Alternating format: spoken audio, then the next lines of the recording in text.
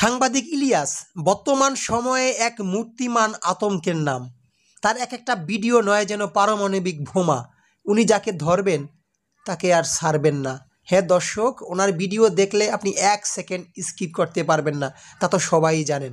সম্প্রতি উনি গোলাম মাওলা রনিকে নিয়ে একটা বিস্ফোরক বক্তব্য দিয়েছেন, ভিডিও করেছেন। যেই ভিডিও দেখে গোলাম মাওলা রনি রীতিমতো কান্নাকাটি শুরু করে দিয়েছেন, আল্লাহর কাছে বিচার দিয়েছেন। কী এমন কথা ছিল সেই ভিডিওতে, চাইলে আপনারা সেখানে দেখে আসতে পারেন।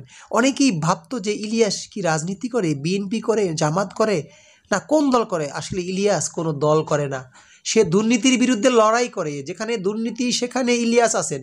এমন কোনো ভিডিও নেই যে উনি বাংলাদেশের দুর্নীতির বিরুদ্ধে কথা বলেননি। বাংলাদেশের সাংবাদিকরা যেটা না পারেন সেটা ইলিয়াস পারে। আলাদা কারিশমা, আলাদা এডিটিং, সব কিছু আলাদা।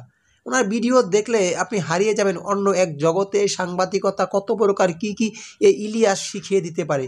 এরকম একজন সাংবাদিক বাংলাদেশের দরকার। গোলাম মাওলা রনি কতগুলো রাজনৈতিক দল করেছেন, উনি যেখানে যান সেখানেই সব দুর্গন্ধ যুক্ত করে দেন, দুর্গন্ধতে ভরিয়ে দেন, এরকমই কথা বলেছেন। তা দেখে রীতিমতো গোলাম মাওলা রনি কান্নাকাটি শুরু করে দিয়েছেন। সত্যি অসাধারণ এই ইলিয়াস হোসেন, যার ভিডিও দেখে আমি নিজেই মুগ্ধ হয়ে যাই। দর্শক, কারা কারা ইলিয়াসকে ভালোবাসেন কিংবা এরকম ভিডিও দেখতে চান কমেন্টে লিখে জানাবেন।